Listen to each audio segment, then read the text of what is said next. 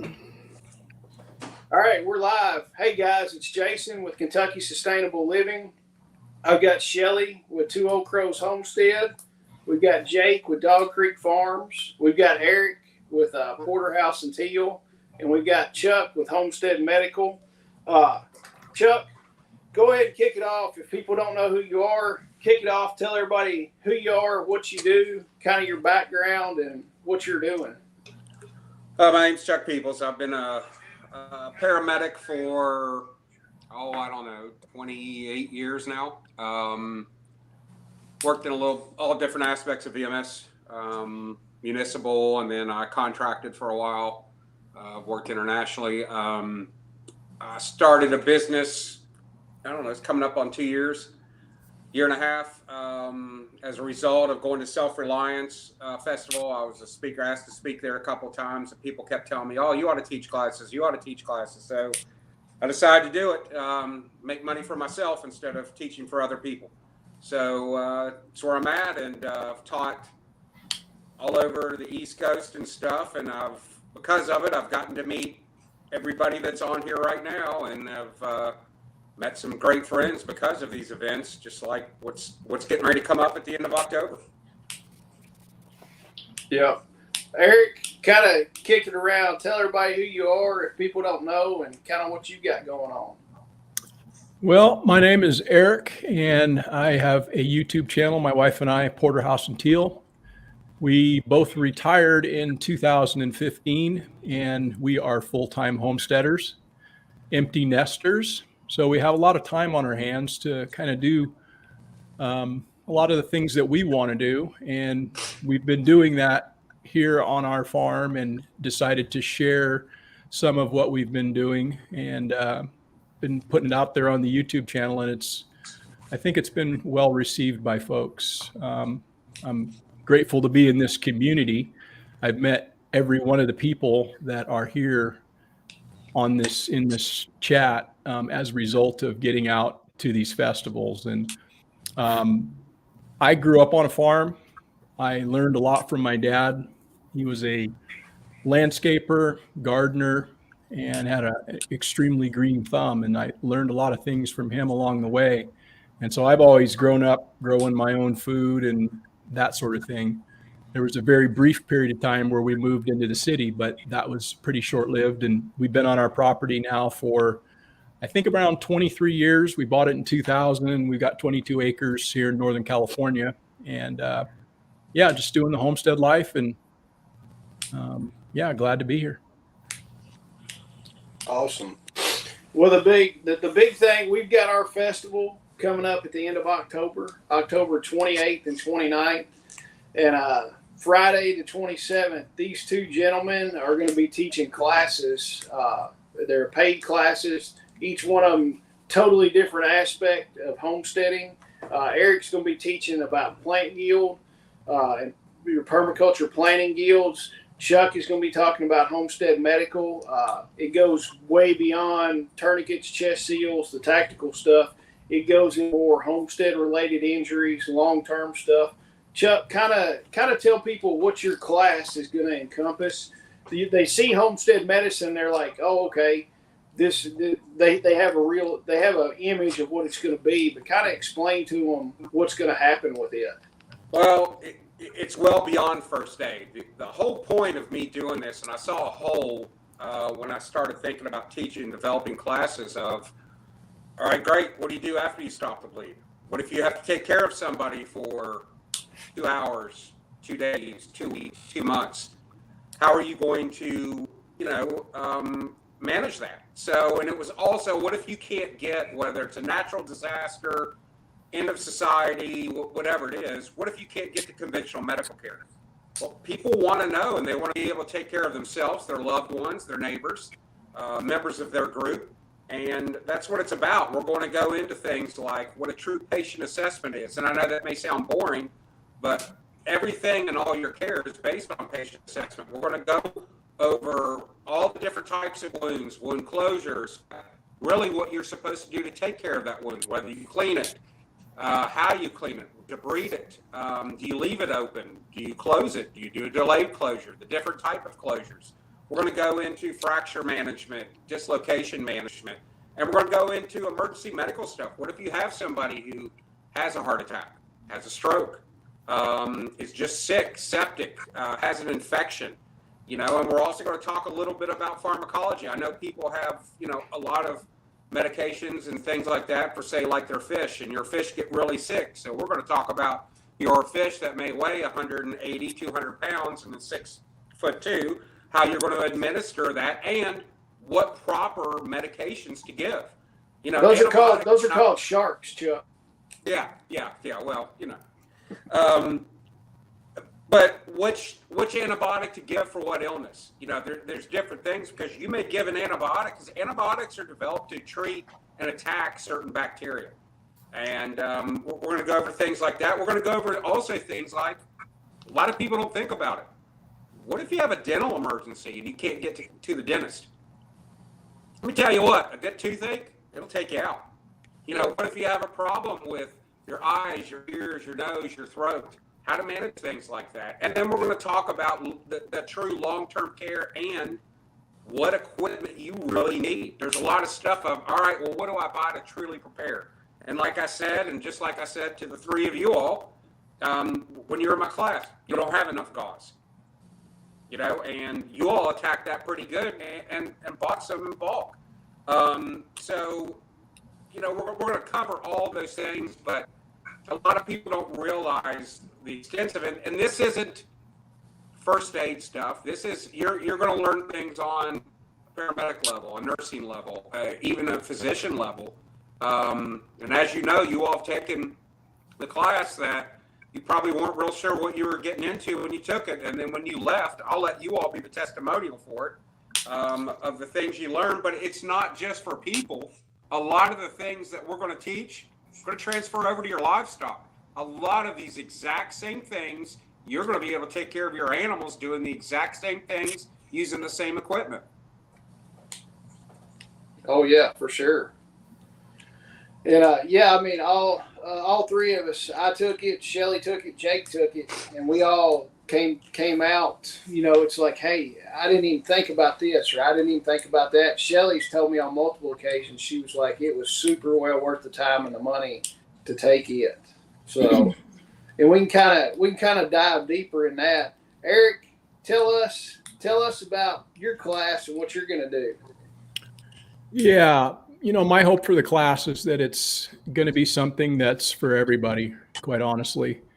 It's for those who may have an understanding of planting fruit tree gilds and gilding in general, and it's for those who have no knowledge whatsoever. So I want to take things and make it completely understandable for people. And we're going to do, the morning time is going to be spent in the classroom going over things like developing your soil and how important that is to basically growing all of the plants that you're going to grow. Also, plant selection is key and critical when you're doing this. However, it's something that's going to be personal to everybody. It's not just a blanket, hey, this is the list of plants that you need. And I'm going to discuss that with the folks that are in the class and try to get them motivated so that once they take it back to their house, they're going to be motivated to gild up something of their own. And the beauty of doing this is it helps to enhance your food production. That I think most people that are in the preparedness space, most homesteaders, and even those that are just backyard enthusiasts, we all kind of want to grow our own food and do it in a better way. And that's what this class is really designed to do, is to help you understand what is a gild, how to best apply it, how to prepare the site that you have. And we're going to be able to go out in the afternoon.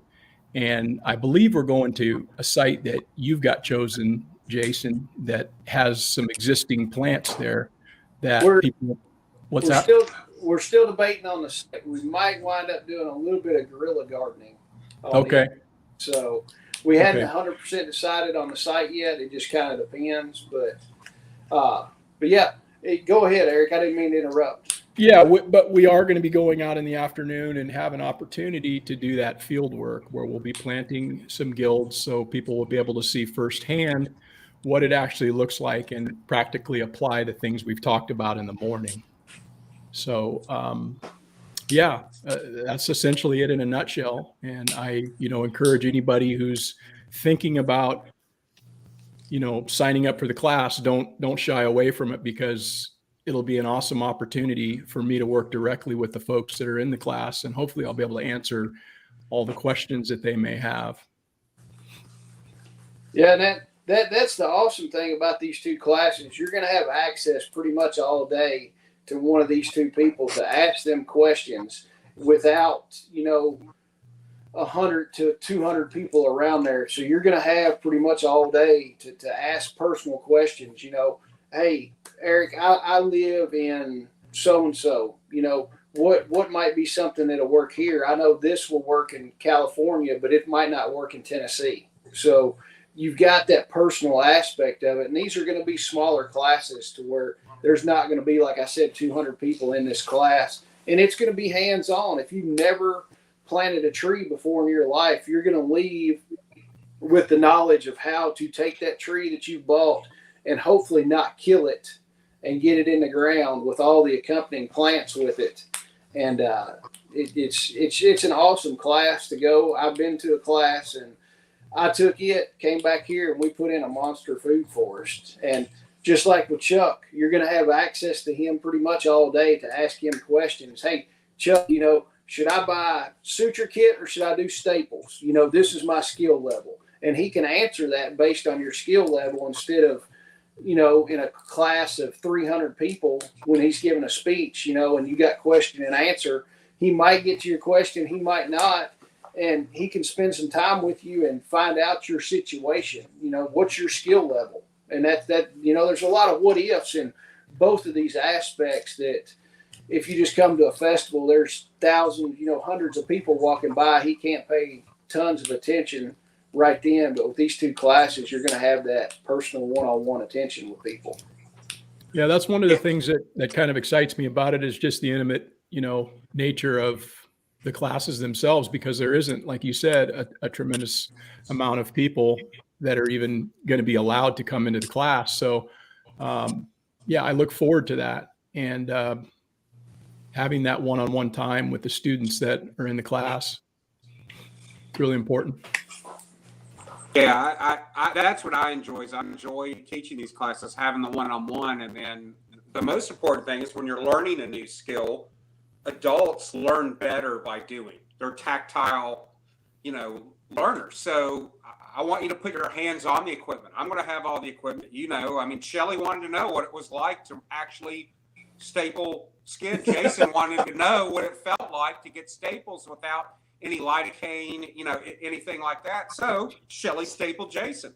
And it's not bad and it's easy. And, a lot of people, that's my other philosophy. And I always get, hate comments for this, but medicine's not rocket science. It's skill and knowledge. And the whole thing I want to do is pass on the things that I've learned in 28 years of doing this, and pass on some of the knowledge that I have and the skill to people so they're prepared and they're better prepared and they feel more comfortable. Because a lot of people right now, they don't have a Band-Aid in their house. And there's a certain way you actually put a Band-Aid on that 90% of the people don't even know. And it's, a lot of people have an IFAC. They have a pressure dressing. They have wound packing gauze. They have a tourniquet. Probably a lot of them still have the tourniquet in the package. But as you all learned, there's a certain way to put a pressure dressing on. There's a certain way to pack gauze. All of these things.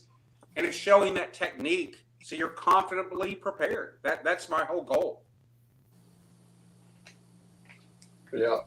I think one of the things I would add that Eric mentioned about his class that I would add about Chuck's class is you don't need to have any medical knowledge, to take Chuck's class.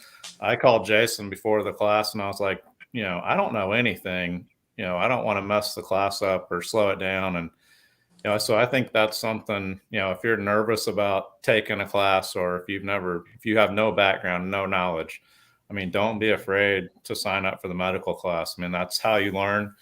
Chuck starts at the beginning and, you walks you through everything. So I think that's a key thing to mention about Chuck's class also. I mean, my biggest only thing that I'm going to regret about teaching my class is that I've got to miss Eric's class. If you've never, and that's the truth. I mean, I'm very excited to teach, but if you've ever had a chance to talk to Eric, like I'm pretty sure when Eric pulled up for the first Reliance or Self-Reliance Festival, I think I was one of the, if not the first, but one of the very first people to talk to. I had no clue who he was. Yeah, you were the first. Oh, yeah. He said, Yeah. I just drove from California, and then I knew who it was. And, and I'm going to say this, and I've said it before and made comments. You can't help but learn from just talking with Eric. I keep calling him, he's a walking encyclopedia, and I savor every second I get anytime he's talking, just to discuss things with him, because he's just a wealth of knowledge of the homesteading and the plant getting, all of it. You just can't. And plus, he's a great guy. I just enjoy talking with him. And you're far too kind, man. You're far too kind. No, I appreciate that, man. That's awful nice of you to say. And I think it's really important that people invest in themselves. I think that a lot of times we sit along the sidelines and we say, oh, well, maybe I'll go to that, or and you come up with excuses as to why you can't do something. And I found myself doing that. And at one point I just said, you know what?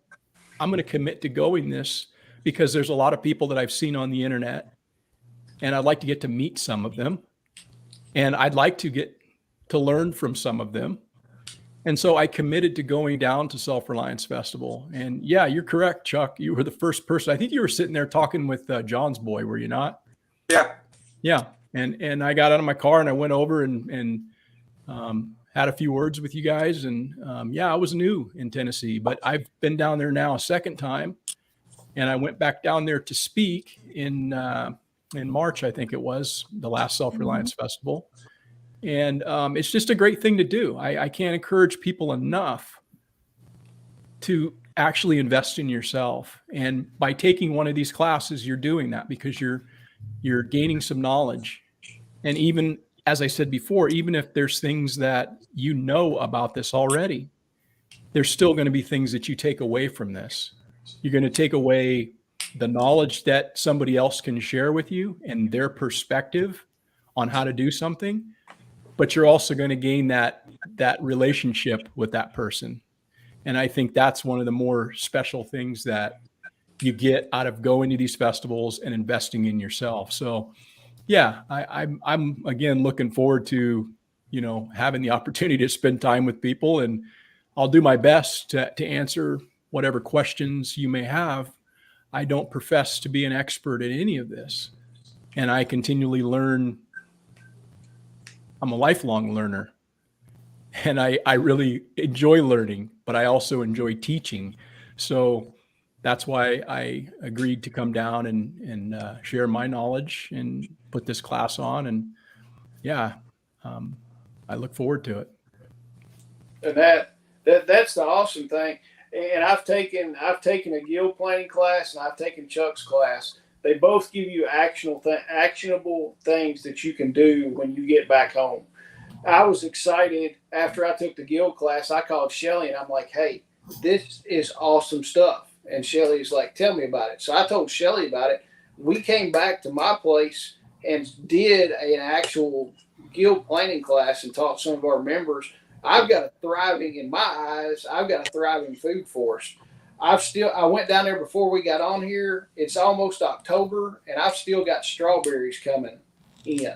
So we'll probably tomorrow pick a few straggler strawberries. But we built the soil. It was nothing but red clay, and you can dig down now, and the soil's getting loose. There's earthworms. We've got blueberries that came in this year.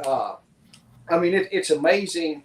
And you can take this knowledge that you gain in this class and go home. If you live in the South, Kentucky, Tennessee, something like that, once you go home, you can still get these plants. And the fall and the wintertime is the perfect time to put a lot of these in.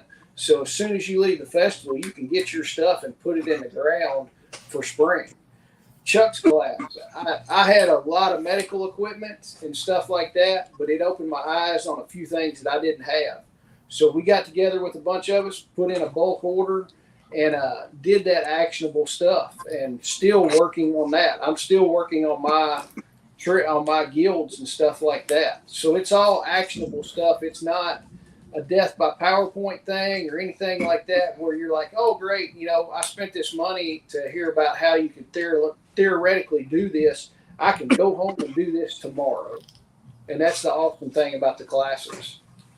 Yeah, the thing I also wanted to point out, I may have mentioned it already, but I just want to reiterate the fact that you don't necessarily need to be somebody who has 40 acres or 5 acres or 3 acres. You can put a guild in if you have a backyard and a front yard. So this applies to anyone who has any amount of space where they might want to plant something like a tree and then companion plant around that to support that tree. And, we're going to talk about that. And you'll have the ability to, once you leave the class, go home and to make some of those decisions for yourself, regardless of whether or not you're a big homesteader with all this acreage or you're somebody who lives in the suburbs and has a home. I mean, you can put a substantial amount of trees along a fence row in a backyard in a subdivision. I mean, you could get, depending on how big your yard, you could probably get 4 to 5 trees with a lot of accompanying plants right there in the backyard along the fence, couldn't you, Eric? Yeah. You bet. Shelly, you're awful quiet. Well, you keep talking. All right, I'm going to stop. I'll let y'all talk. If you're watching this and you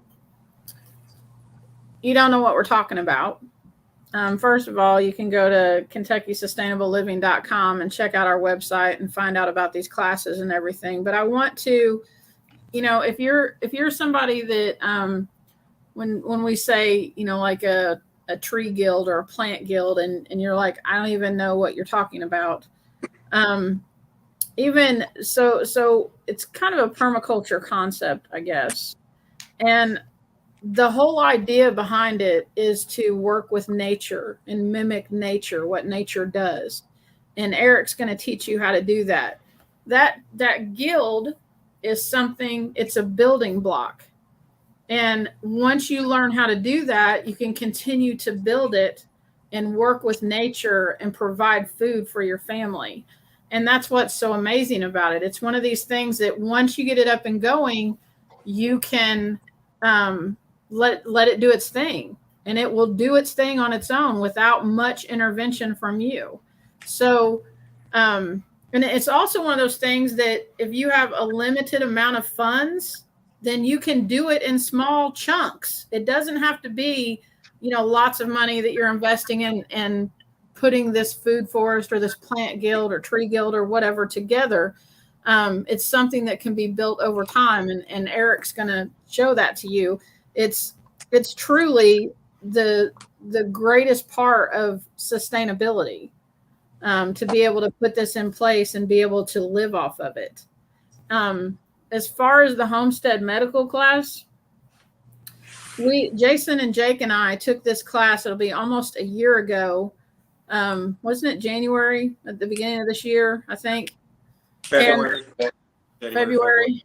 And okay, so no joke. We have had 5 things happen on our homestead that I utilized the skills that Chuck taught me in that class. And I did not have to take people to the ER. And that's pretty stinking awesome to me. And one of them was on me. I nearly cut I cut into my thumb all the way to the bone. Any other time I would have been like, I have to go get stitches or whatever. Nope. I used the skills that Chuck taught me, and I fixed it myself and took care of it myself and tended to it myself and all of those things. And, of course, like if it's something major, then yes, we're going to go to the ER, because right now we're still at a time that we can do things like that, that kind of thing. But I'm just thankful because now I have a better understanding of how things work and what causes things and that kind of thing. And even to the point where one of the things that he emphasized in that class was just being able to calm down and think rationally when things happen. And I've just gotten better with that. Just, being able to stop and say, okay. And I've even like in my mind thought, okay, what did Chuck tell me? And maybe it's that I have to count to 10 and calm down.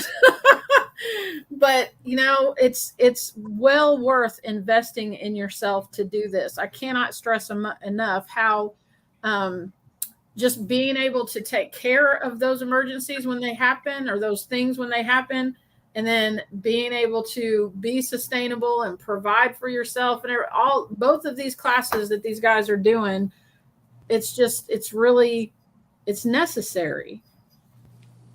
There, Chuck, there's a bracelet. What would Chuck do? There you go. What does that do? That's real Yeah, dependent on the situation. I could have saved myself probably a lot of money had I been more prepared earlier this year. I wound up cutting my hand with a cutoff saw, and I looked down at it and I thought I saw tendons and bone, and I thought, oh, I think I should go to the emergency room. And so that's the decision that I made. And it turned out it was the wrong decision. I could have handled that myself had I been better prepared. And, I still need to get with Chuck regarding stapling and some of those wound care issues. Yeah. And so based on Not the on me this time. weekend, you could probably teach me that. I'll, As Chuck said, none of this stuff is rocket science, but at the same time, you have to have a basis from which to say, is this within my scope, or is this above my skill level? And so having that knowledge of taking Chuck's class and being able to assess something like that and saying, well, hey, I can clean this out. I can use antiseptic. I can assess to see whether or not I have good range of motion. Is there any tendon damage or anything that's necessary or muscular damage that needs, intervention surgically? Other than that, I could have done that myself, cleaned it up and stapled it. They charged me a lot of money, and the dude did a really shitty job. Wow. Imagine that. He was a professional, and he probably should have put in about 6 stitches, and he gave me like 3. And so now I got like this like Frankenstein little scar on my finger, which whatever. I'm not a hand model. I don't worry about that. But I could have saved money and I could have saved time. And had this been a true emergency where there wasn't access to the hospital, Yep. what would you do? Right? What would you do? And that's the question that I think everybody listening to this should be asking themselves. What should you do in that situation? Would it be nice to have that knowledge and maybe invest in yourself and learn that skill? That's what I need to do. Well, I think the importance of not just my class, but also Eric's, people kind of overlook at this in their preps. They want to do the cool guy ninja stuff, and they want to buy, the weapons and the ammo and the tanks and the F-35s, and they want to, they're going to buy a lot of food to put back, and canned food and even freeze-dried stuff and all this. But here's the thing. At some point, that's going to run out.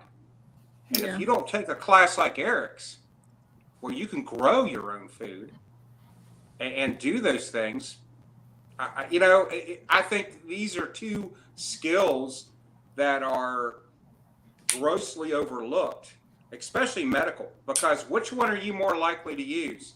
All the firearms and ammo you invest in? And believe me, buy it. I'm all for it, but I promise you're going to use medical, whether it's something small or something big. You're going to use medical. It's going to happen.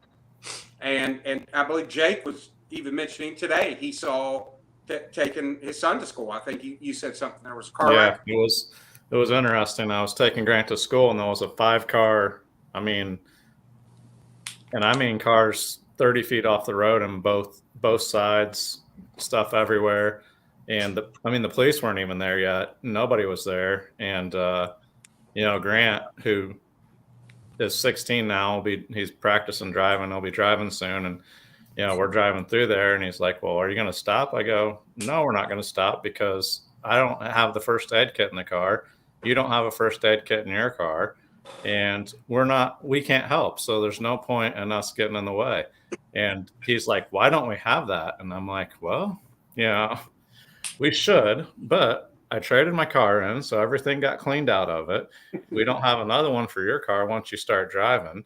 And Grant got to meet Chuck at SRF. And, that was he was just turned 16 and he was very interested. Chuck, walked him through a lot of stuff, and I'm sure Grant will be, with me when we are in Kentucky. But, I told him, I'm like, this is why you need to learn the stuff that Chuck's teaching. I said, because, it can be anytime, anywhere, the chances are good at some point you're going to need to know medical. And I just thought it was kind of a crazy timing with, this tonight and, talking to you that happened this morning, and we were unprepared. And I told him, we're not going to get in the way because we're not going to help. So we're not just going to stand in the middle of the road like 6 people were already doing. But, I don't think anyone's prepared. That's the thing. One of the other people that all of us know who have met through SRF, Dean, from survival tips and other stuff, he talked last year. He just he was going to the grocery store and came up on something, saw somebody laying on the ground, and thought somebody passed out, had a heart attack. There's some people standing around. I believe he said a police officer had just gotten there. He got out. Turned out it was a guy who was accidentally shot with a .22 rifle. He had a .22 rifle in the back seat of his vehicle. He was loading groceries in. His dog got all excited, jumped from the front seat to the back seat, and somehow triggered that weapon. And it shot him in the chest. And he ended up expiring at the hospital. I mean, it was just one of those injuries where he could have been sitting on an OR table in front of a surgeon and wouldn't survive. But here's the thing. Dean was the only one, including the police officers, who had equipment and the knowledge. And he acted and tried to help this person who he didn't know. He was just going to the grocery store to pick up something. So he was shot by his dog. Holy moly. So, I mean, it's little accidents like that. It's not that, I tell people carry a tourniquet every day. And they're like, well, if you carry a firearm, carry a tourniquet. Because guess what? Those bullets can come back at you too. But the other thing is, how many of you work on your homestead by yourself? How many of you are using a chainsaw, an axe, a shovel, stuff like that? All of that, chainsaw, axe, shovel, I've used and put tourniquets on people from accidents at home because of that. Just walking through little things. So this is why you need to be prepared medically and have something. And Jake, I happen to know a guy who could probably set you up with some vehicle med kits. Yeah. But all of those things is being prepared. And as Eric says, invest in yourself.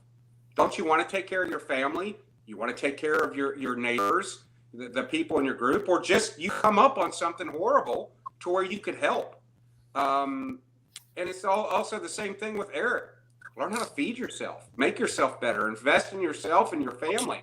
Like I said, my only disappointment about this whole festival is I'm teaching at the same time Eric's teaching his class. I wish I could kind of morph into two so I could take his class. Yeah, this isn't the class that I'm going to be putting on. I really do want to focus on soil development and building your soil, because I think that's the foundation of all of this that we're talking about. And so I want to give you some practical knowledge and some understanding of how best to do that. Because again, it's not just taking a fruit tree, throwing it in the ground and putting a bunch of plants around it. There's a lot more to consider when you're talking about putting in a guild, ultimately developing a food forest from that guild. But before you do that, you got to start with the foundation. And that foundation, even if you don't want to grow a guild, you're going to get the knowledge of how to take care of your soil, because you might want to grow some carrots, or you might want to grow some beets or some lettuce or something else. And so you're going to get that from this class. I really do think that's super important, and I'm going to key on that. And if there's any, again, questions that you have, I'm going to try do my level best to get them for you. But yeah, I think that's very, very important for all of us, just from a preparedness standpoint. Food production obviously is hugely important. And the more that we know about being able to provide for ourselves, the better we're going to be. Medically, again, it's huge. I have a background in medical emergency medicine. I was a firefighter for 30 years. So I've been an EMT and, been to countless traumas and all kinds of things from an emergency response. But even when I'm a civilian, I've had times where I've had to use that. I've seen a couple of different times people have had heart attacks and coded in front of me. And if you're not prepared, you have to wind up doing kind of as Jake did, which no fault of your own, because you realized you would have been in the way. So you just kind of just said, well, we're not going to involve ourselves. But had you been needed, it would have been awful nice as a citizen bystander to help somebody and impact their lives in a positive way. So having that medical stuff on you, having the knowledge on how to use it is tremendously valuable. And it's one of those things that if you have, like, there's certain things we train on a lot on a regular basis, and medical's one of them. Firearms, if you're going to have firearms, you should know how to use them. Those sort of things are repetitive things that just never gets old, because there's never too much that you can learn in that regard. So I imagine, Chuck, your class is going to be pretty extensive. There's an awful lot to cover medically. And, again, I would like to sit into that class, because even though I've been doing responding as a person who has medical knowledge, again, you can never learn too much, because you're going to get it from somebody else who has a different experience, and they're going to be able to share that. So I wish I could be in your class, dude. We even had, go ahead. Go ahead. We had someone, the class that Chuck came and did for us, we had a woman that was in our class that is an ER nurse. Like, that's her job right now. She's an ER nurse. And when she was even saying in that class, because they're trained with, like, they have all these tools, these automated things that do all of the things, check vitals and all of that kind of stuff. She said that she hadn't, like, done somebody's blood pressure with a cuff. She couldn't even remember the last time she did that. And there were all kinds of things in that class that she was learning, that she was like, I remember talking about this in nursing school, but I haven't done it in so many years, I forgot, and so it's very beneficial. One more thing I want to bring up is, even though that I've been an EMT and I've responded to, countless emergencies, it's different than what Chuck's going to be teaching you, because I'm there to deal with it until the next level of medical authority can relieve me. And so we never get to really follow that person to the hospital. And then from that point, you never get a chance to follow up beyond that. So Chuck's going to take you from the point where you may not have that next level of higher medical authority. And what do you do? How do you clean and prepare that wound for long-term care? Things like that I don't get as a fireman or a person even working, on the ambulance. They don't get that. It's just quick, pass them on to the next person. Yep. What if you don't have the next person to pass them off to? Well, that's where Chuck comes in. So again, that's a very valuable class to raise your game quite a bit. Like I say, I wish I could be in that, because I know you've got a lot of knowledge to pass on, Chuck. Well, that's the thing. I worked many, many years in municipal EMS, and I'd get a patient. We'd be with them 15 minutes, 30 minutes at top, pass them off, or fly them in a helicopter, whatever.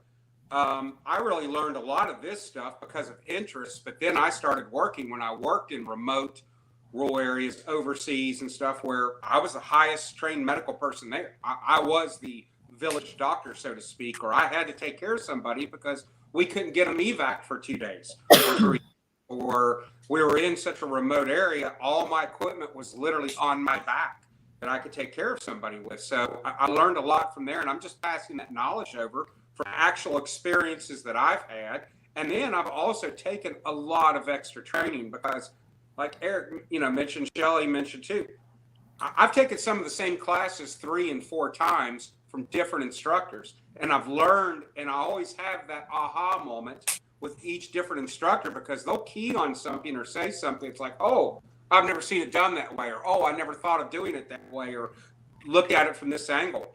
So I think it's extremely important. As Eric, and as you know, for as long as you did it as a firefighter and EMT, medical skills are perishable. You know, you got to learn how to do it. And I'm going to teach people, you know, just like Shelly mentioned about all the automated stuff. Yeah, but you're going to learn how to do a manual blood pressure.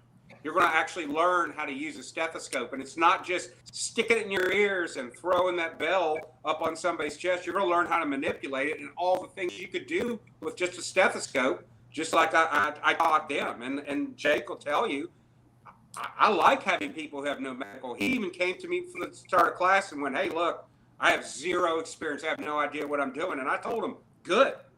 I like that because I want you to learn and see. And Jake will tell you, it honestly, once you get the skill and knowledge, you're going to feel a lot more comfortable doing these things and feeling more confidently prepared. Well, and if you want to get prepared or you want to buy stuff, I mean, if I would have bought stuff before I took the class, I mean, I wouldn't probably have very little of what I actually have now that I bought, because I mean, taking the class gives you resources. I mean, for one, Chuck will tell you where to buy it, but for two, like you're not just buying, like you're not just going on Amazon or going somewhere and just buying random stuff. You're learning what you need, you know, stuff that might be multi-use, you know, that maybe you're buying this instead of that because you can use this two different ways. You know, it might be a little more, but you don't have to buy two things. I mean, you just learn all that. So you're learning the application, but you're also learning, you know, what to buy, how to use it. And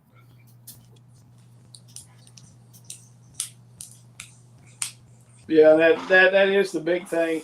You'll actually learn. And Chuck, you can get to people and show them what they need, whether they need to buy this or whether they need to buy that, or this is a waste of money and you can do two things with this as opposed to buying one specialty thing. All the participants in the class are actually going to go home with a list of what I call the Homestead Medical Kit. So it's a good basis of what you would need. Number one, a lot of the things we do in the class, but also to keep you prepared. And it's not just, again, the cool guy ninja stuff. You need that stuff because that's the stuff that you're going to die unless you treat in 5 minutes.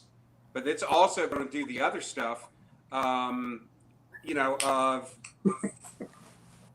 the long-term care of what you need, you know, and,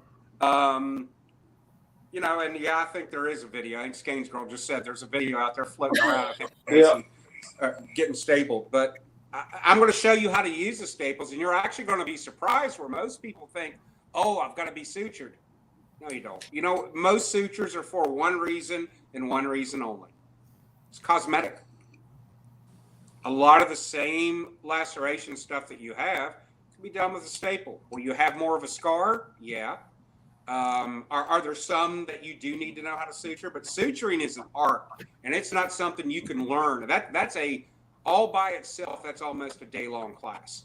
You know, I could do it in half day, a down and dirty, but there's a lot to that. But I can also show you many different ways, and I can show you how to do modified sutures where you're not actually piercing the skin. I've got a little thing I'm going to show in class for that, which you all didn't get to see in your class. So you're going to have to come by and watch at least that part. I'm going to show you. Scars are cool. Right. Chicks dig scars. Man, that must be pretty cool. Look, Eric, I fall down a lot, man. Hey, well, Eric, you and Chuck, we've been trying to advertise this thing on Facebook and on y'all's classes, and it keeps getting rejected. And I'm like, Shelly, why are these things getting rejected? These two things, it's a picture of Chuck talking about his medical class, and then there's another one of Eric, a picture of Eric talking about his class. And no, it's not the video. It's not the picture with the videos of them talking. It's just pictures of them that they sent us to put on the website. That's what's getting rejected. Yeah, and it gets kicked back because of sexual nature. So y'all two are the sexiest bastards on the internet, is what it is. No joke, man. They keep sending me pictures of what's acceptable and what's not. And what's not, I see why it's not acceptable. Neither one of y'all are eating bananas or half naked or whatever, and I don't understand what is happening here. So I was afraid when y'all were going to be on here live with us tonight that we're going to break the internet, being the two sexiest guys around together. Right?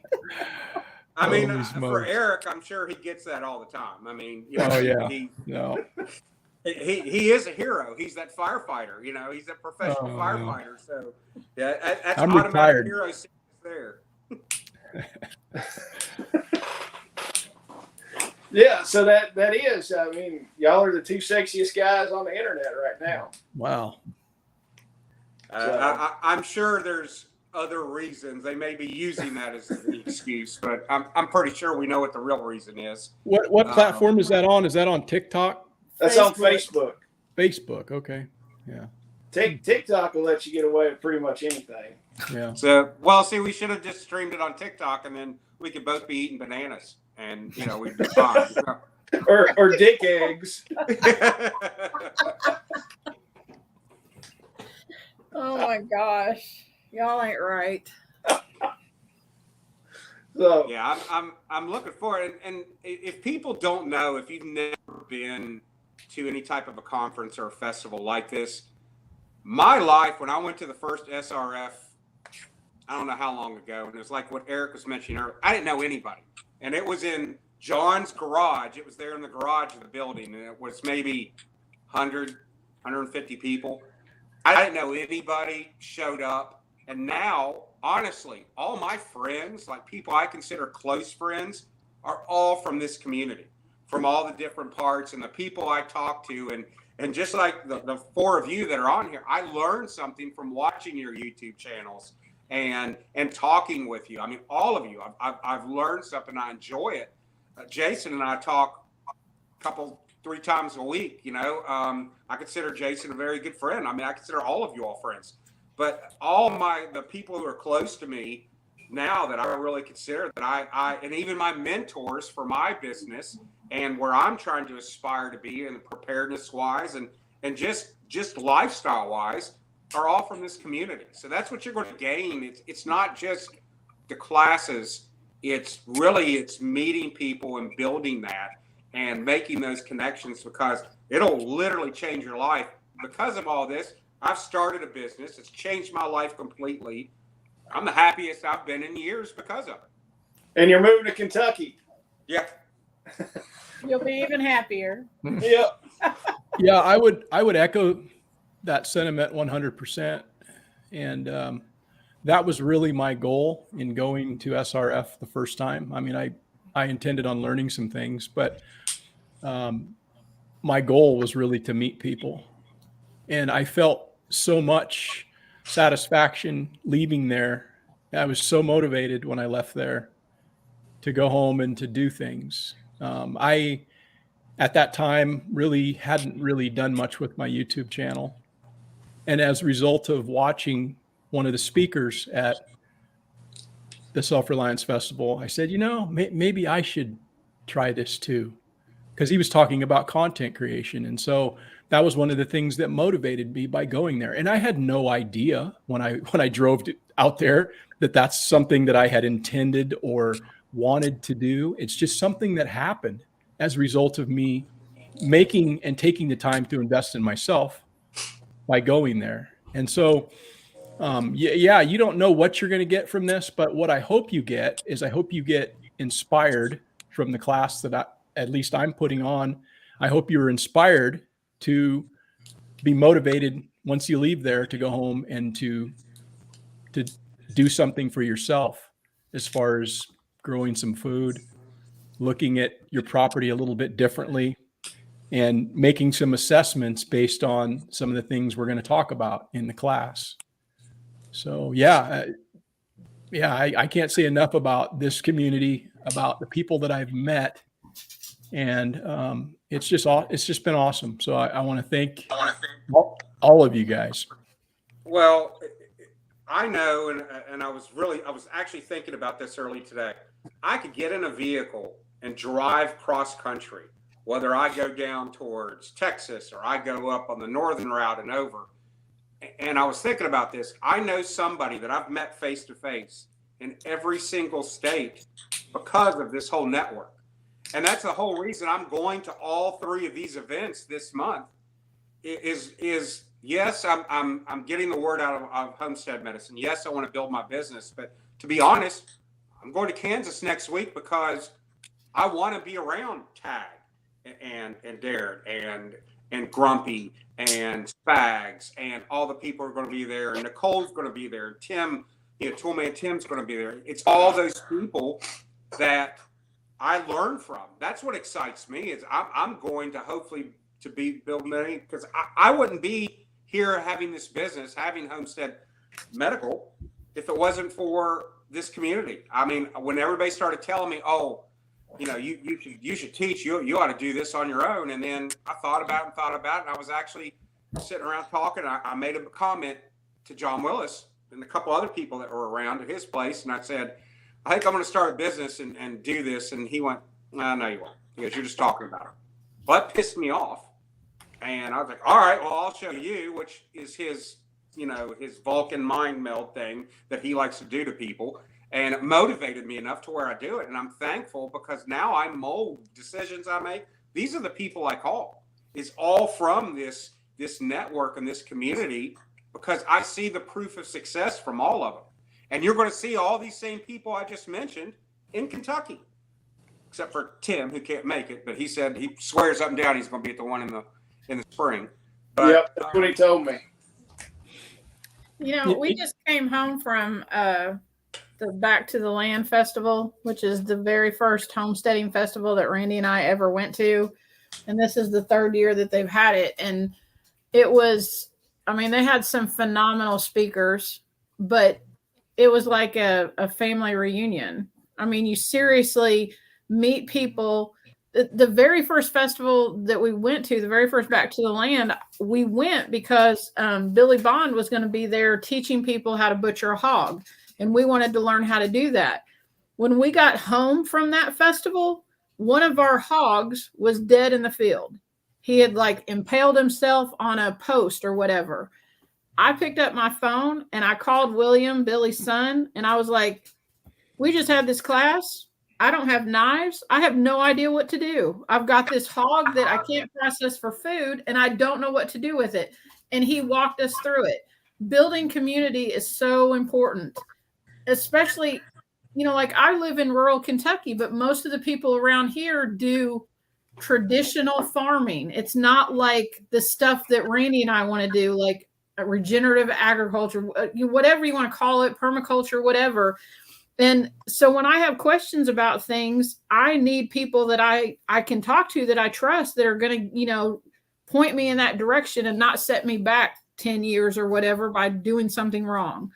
Community is so important. You will meet some of the most awesome people at these festivals that you've ever met in your life. And they're so helpful. They're so, they genuinely care about you, and they want to share what they know, and they're so stinking smart. It blows my mind. Yeah, a lot of people talk about they want to build community. They want, to be a part of something. And I think that's what we all want. We all want to belong. We all want to associate with the people we want to associate with. And the internet has become a really effective tool for bringing people together to, share ideas and have some common thought. And it's a great tool, but it's not the thing that's going to take any of these relationships to the next level, quite honestly, because until you get a chance to actually press the flesh with somebody and meet them face to face, the relationship is it's on a different level until you're able to do that. And that's one of the reasons why I decided, I'm actually going to go down there and meet some folks, because, I can be this person chiming in on the chats all the time, but nobody really knows who you are until you're there. So I would echo what all of you guys are saying. And the really cool thing about it is that, Nicole talks a lot about the underground network. I saw her do a presentation on the underground network.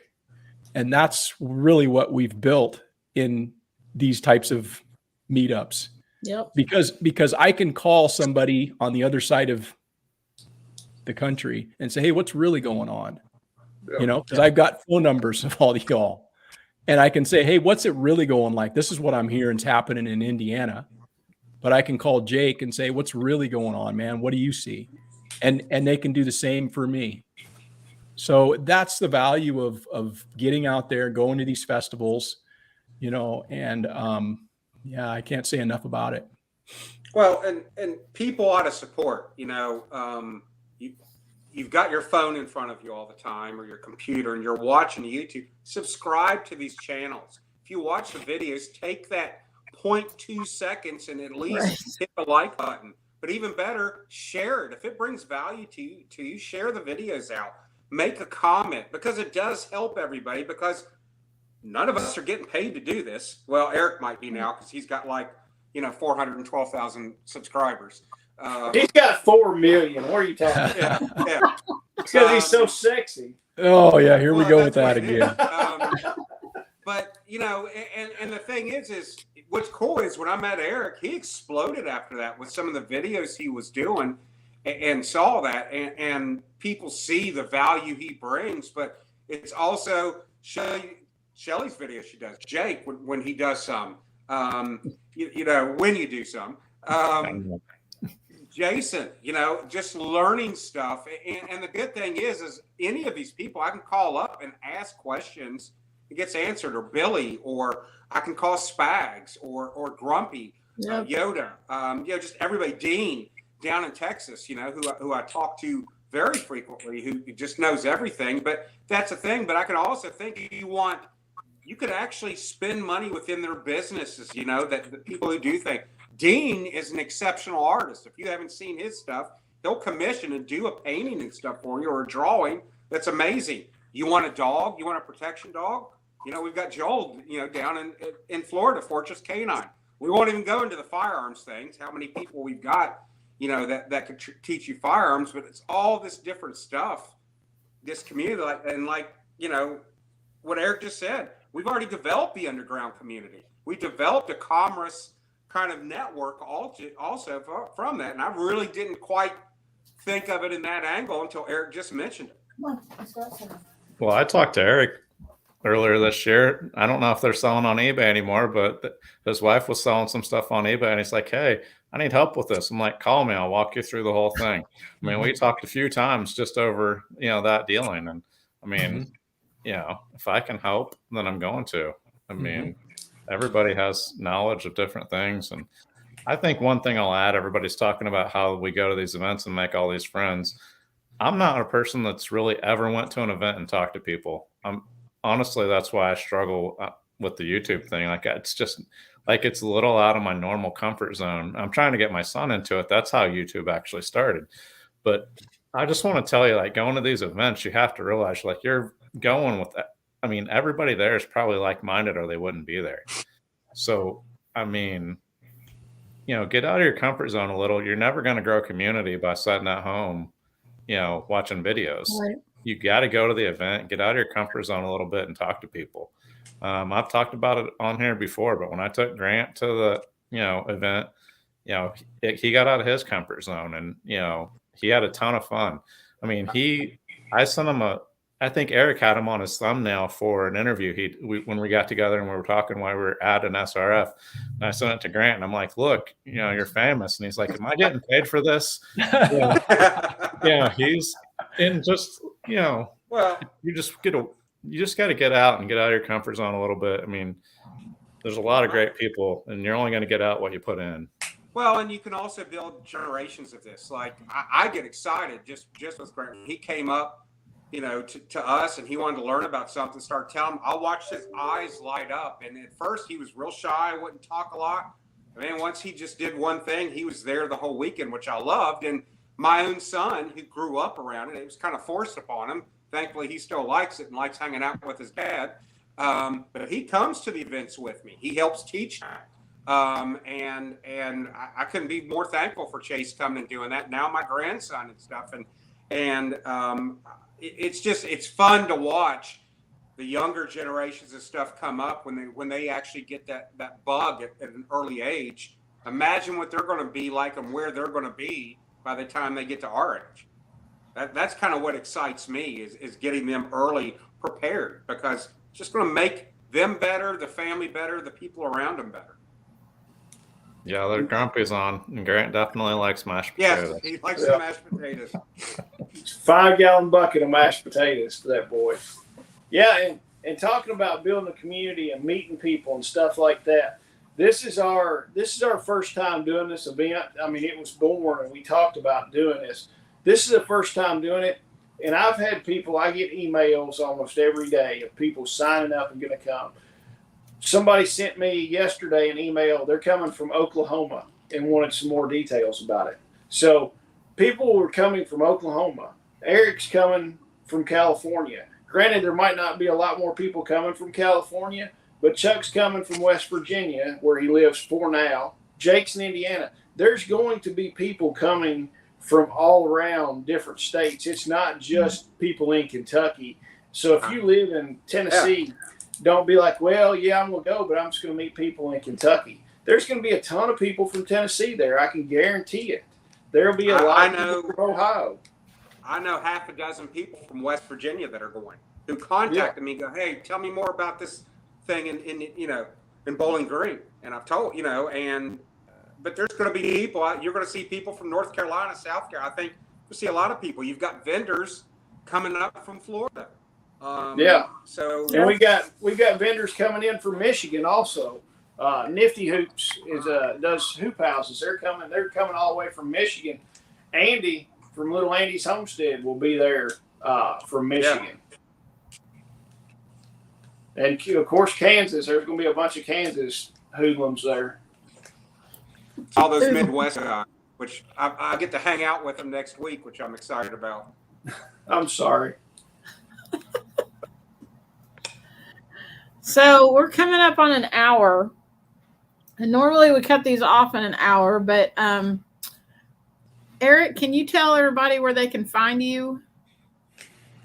Well, again, my YouTube channel is Porterhouse and Teal. That's where I'm most active with regard to the homesteading side of things. I do have an Instagram, Porterhouse and Teal as well, but I'm not nearly as active. Same on TikTok. I have one of those.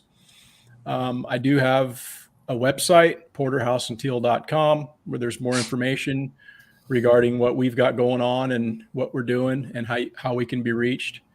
Probably the best way to get a hold of me would be to email porterhouseandteal@gmail.com.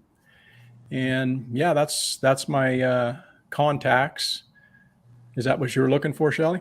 Yeah. What about the 900 number? My 900 number. Do we need to give that out?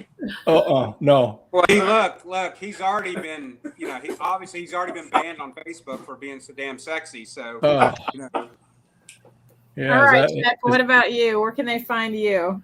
I've got my YouTube channel. It's under Homestead Medical or under my name, Chuck Peoples. Either one, it'll take you to it. I've got, the Instagram, TikTok, Facebook. What else? What I'm missing? I don't know. One of the other, all the social media stuff. I've got a website. It's homesteadmedical.us. My email would be the best way to get a hold of me, Chuck at homesteadmedical.us. Even my phone number is on the website. No, I don't want calls from you all at 3:00 in the morning because you think it's fun, which now means I'm going to get some. So it'll be Jason. I'm going to tell you straight up. He'll set his alarm. It'll be Jason. I know he will. I know he will. Trust me. But I'm here to help you, and I get calls all the time. Nicole, not too long ago, she was sending me pictures of tactical redneck, which everybody here knows. He gashed his head open, so I was doing telemedicine, as I call it, with Nicole to take care of it. And that's just things you do for the community, and that's just another example of this big community that we've built that you can go through and talk to and get advice. And I'm just thrilled to death with this festival, to see Eric, to see all of you all and all the other people that are coming. I'm just really excited because really it's parts of all three of these festivals are all going to be there at the end of October, and that's the last one of all three. And it's going to be it's going to be a great time. I mean, it all starts off next week in Kansas at Midwest Preparedness, and then we go to Self-Reliance Festival, and then end it with Kentucky Sustainable Living. All right. Yeah, I'm pretty stoked to get a chance to hang out with you guys again. I'm getting excited for it. It's been kind of off in the distance for quite a while, but now as we're getting into October, it's starting to hit home, and I'm realizing that, hey, I'll be going to be hanging out with you guys soon. So that's pretty cool, but it's also cool to hopefully be able to meet some new people and make some new acquaintances. So I'm looking forward to the folks that I'll meet while I'm down there in Kentucky. It's getting real now. Jason Yeah. and I and Jake were just kind of like, oh my God, it's 4 weeks out. Oh my God. Yeah, I was actually talking with my son, and I was like, I think I'm going to go down early Thursday morning. I've got my class. I know I don't really need to be there till probably the evening, but I said I'm going to go down and help them out, see what they need, and I just want to get down there. You just want to come to my shop.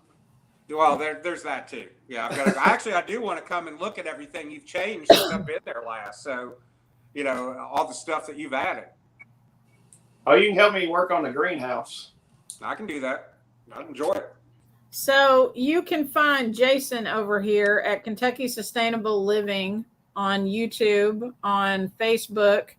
You can email him at KentuckySustainableLiving@gmail.com. You can find, I'm trying to point like the Brady Bunch thing. You can find Jake over here at Dog Creek Farms. He's got a YouTube channel. He's also on Facebook, but does Dog Creek Farms have a Facebook? Yeah, I don't get on it, but it does. Okay. You can find. But if you message me, I'll try to answer you. All right. And then you can find us at 20crowshomestead.com. That's where you can buy some awesome soap, or, check out that. And you can find us at 20 Crows Homestead on YouTube. If you have questions about the festival, you can contact us through our YouTube channel or anything like that. So the festival is October 28th and 29th at the WKU Ag Expo Center in Bowling Green, Kentucky.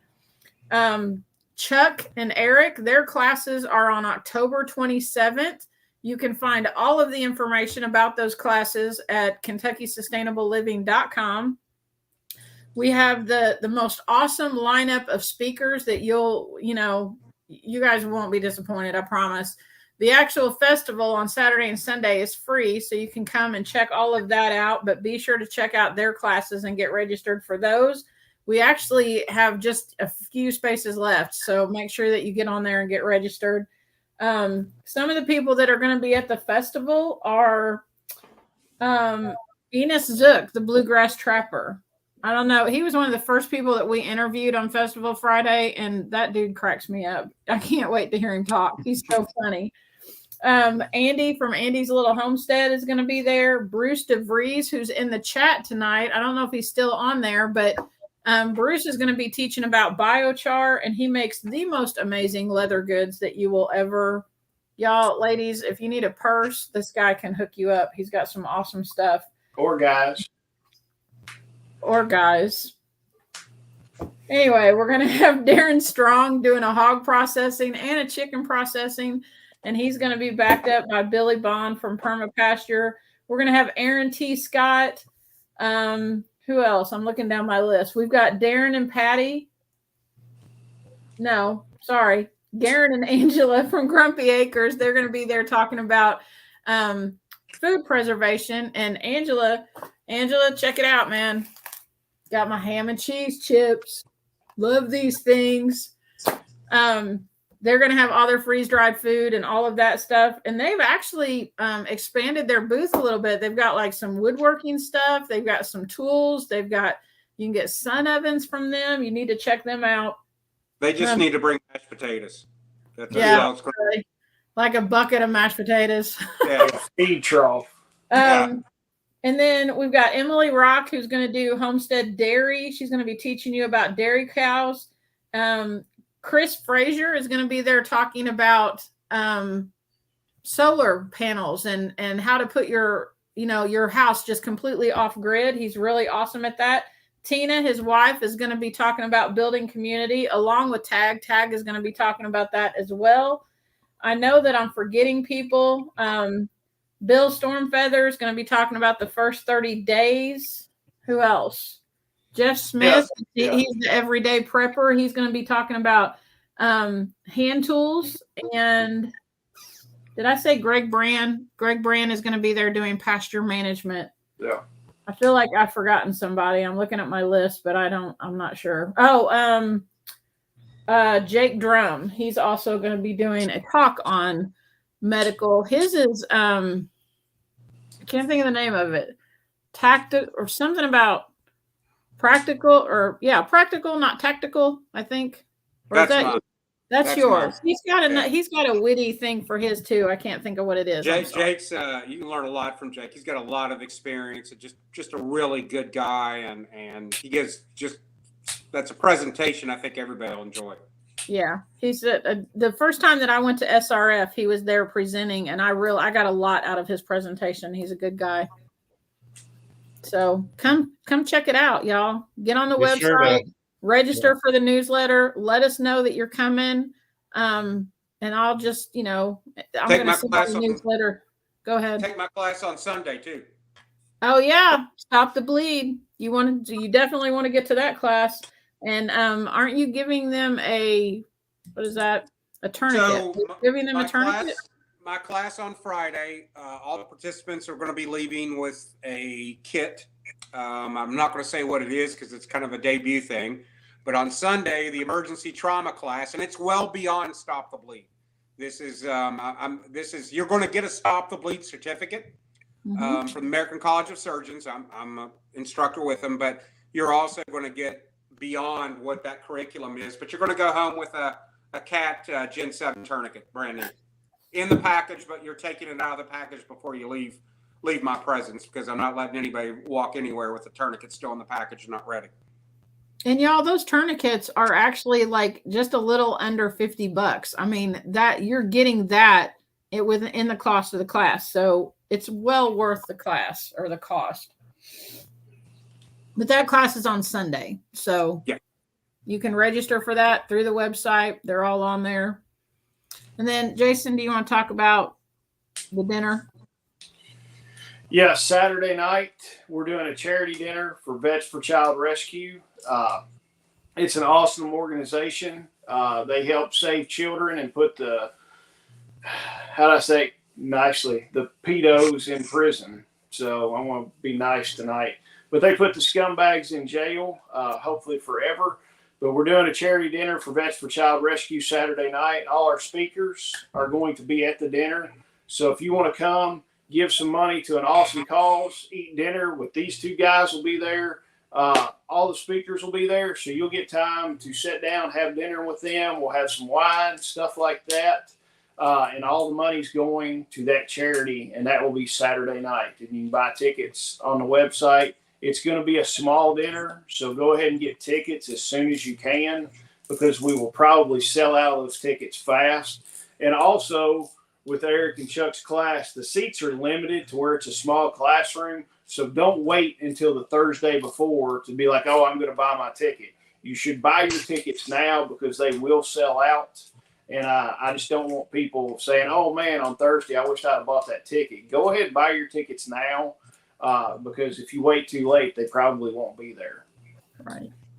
Hey, one thing I would like to add as well is that if you guys are thinking of coming to the festival and you're just going to be coming to the festival, it's free of charge, go on the website so you can sign up for the email so that Shelly and Jake and Jason have an understanding of who's actually going to be showing up. This is an inaugural event for them, and they're in the planning phases still trying to figure out what the attendance is going to be. So if you're thinking of coming and you've committed to that, please go on the website and sign up for the email so that they can basically help them out with their head count. Yeah. Plus all the vendors. How many vendors do you have now? There's close to 40, isn't there? Yeah. Yeah, I mean, and it's pretty much, I think we only have like 2 vendor spaces left. Yeah, I think that's awesome. I mean, that's just all the stuff that you're going to get from all the different things you get to see. Yeah, I mean the vendors just coming. If you don't want to hear any of the speakers, the vendor stuff, you could come and get everything from like Rosie's keto treats to soap to medical supplies to a greenhouse to Bobcat construction equipment to a shed to a storm shelter to custom made knives and wrought iron stuff. Andrew's going to be there. Combat art training. Yeah, His he's online got. gear. Yep. Yeah, I mean, just if you come just for the vendors and leave without saying, "Hey, I need one of those," you either got everything you need or you're not into preparedness and homesteading. Is Squatch going to be there? Yes, Squatch Survival Gear will be there, selling his American-made backpacks. Who else? There's somebody. I can bring it up if you give me a second. SB Homestead Radio will be there. They're affiliated with American Contingency, which is essentially so they're a radio community emergency comms. EMP Shield. Yeah, EMP Shield will be there. Yep, that's huge. We've got Bobcat of Bowling Green, Esch's Buildings, Mountain Bear Forge, Joe Morris, Cox Interior, Chicken Coop, Sean Mills, Discount Mylar Bags, the Storm Shelter people, Nifty Hoops, and then we've got S&B Homestead Radios, B2B Farmstead, Squatch Survival Gear, Key Custom Knives, and that guy is bringing his niece, who is an herbalist, and she'll have herbal items for sale, tinctures and stuff like that. Jake Drum will have a booth. Rosie Sweet Spirits, Jeremy McGuire. I can't remember what he has. He's got the Hot Brass Company. Okay, all right. He's selling custom hats, and he takes the hats, and it's got a cutout with brass in the bill. They're freaking awesome hats. Honeysuckle Farm is going to be there. J&R Designs, Bruce DeVries, he's the leather guy. I'll have a booth set up. EMP Shields, Grumpy Acres, Chuck Peoples, Combat Art Training, Kristen Emery, Sarah Bradford, Brandy and Zach King. I can't remember what they have. Everyday Prepper and something. Let's see. Preserve Liberty Outfitters. They've got T-shirts. I think concealed carry purses and stuff like that. So yeah.